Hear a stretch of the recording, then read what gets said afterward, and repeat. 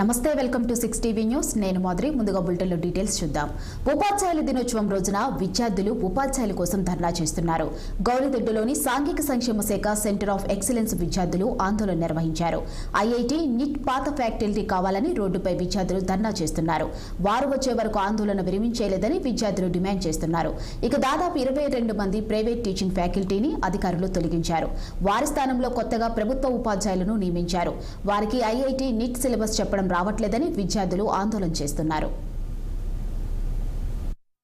3 నెలల నుండి ప్రిన్సిపల్ లేడు మా బాధలు అర్థం చేసుకునేటట్టు ఎవరు లేరు పోయిన మంత్ నుంచి లాస్ట్ ఆగస్ట్ నుంచి మమ్మల్ని లోపల ఏం చేసినా అని మాతో మాట్లాడుతున్నారు లోపలనే జరుగుతుంది ఇన్ని రోజులు ప్రయత్నం చేసినాం సార్ మా ఫ్యాకల్టీ చెప్పడానికి లాస్ట్ టైం కూడా మా సార్ వాళ్ళు ఒప్పుకున్నారు అయినా సరే ఇదంతా జరుగుతుంది అంటే మాకు ఏం కావాలంటే ఇప్పుడు మేము ఇదంతా జరిగింది ఓకే ఇదేదో మా సార్ వాళ్ళు కూడా చెప్పారు మాకు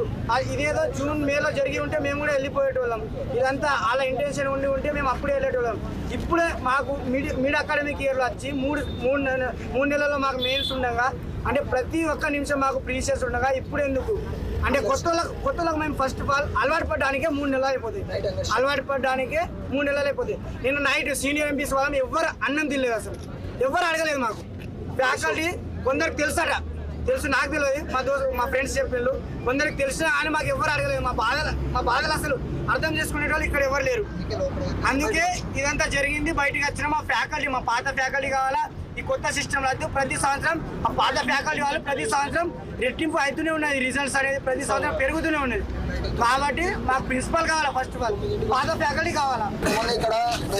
ప్రైవేట్ ఫ్యాకల్టీ ఉండే నారాయణ శ్రీ చైతన్య చెప్పి ఫ్యాకల్టీని తీసుకొచ్చి ఇక్కడ ఐఐటి అకాడమీ చేయడం జరిగింది last year results out of 140 members IIT కొట్టడం జరిగింది ఏ గవర్నమెంట్ కాలేజీలో కూడా ఇంత రిజల్ట్ అయితే రాదు సో ఇక్కడ ఉన్న ఫ్యాకల్టీకి మేము అలవాటైనాం లాస్ట్ 2 years నుంచి కూడా మేము వాళ్ళ టెక్నాలజీలో మేము అలవాటు అయిపోయినాం వాళ్ళతో ర్యాపిడ్ పెంచుకున్నాం అయిపోయింది ఇప్పుడు ఏమైందంటే లాస్ట్ 2 days నుంచి ఏమవుతున్నాం లాస్ట్ 2 days కాదు ఇంతకుముందు ఒకసారి జరిగింది ఏమైంది ఇక్కడ ఉన్న ఫ్యాకల్టీని ప్రైవేట్ ఫ్యాకల్టీని టర్మినేట్ చేసేసి ఏదైతే రెగ్యులర్ ఫ్యాకల్టీ ఉందో ఆ రెగ్యులర్ ఫ్యాకల్టీ ఇక్కడ రిక్రూట్ చేద్దామని చూస్తున్నాం ఇక్కడ ఓకే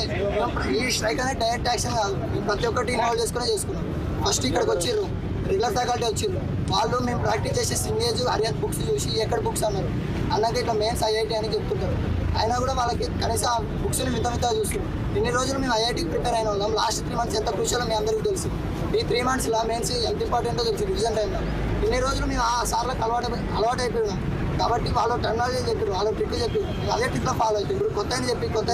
కొత్త మెథడ్లో చెప్తే మేము అలవాటు చేసుకోలేదు కాబట్టి ఇది ఖచ్చితంగా మా మీద ఎఫెక్ట్ అవుతుంది ఈ స్టేట్లో బీసీ వెల్ఫేర్ మైనార్టీ వెల్ఫేర్ ఇన్ని ఉన్నాయి ఓన్లీ సోషల్ వెల్ఫేర్ మీద ఎందుకు ఎఫెక్ట్ పడుతుంది అది మాకు ఆ విషయం తెలియదు ఇదంతా మాకు అయితే మా ఫ్యాకల్టీ మాకు రిటర్న్ కావాలంతే మా డిమాండ్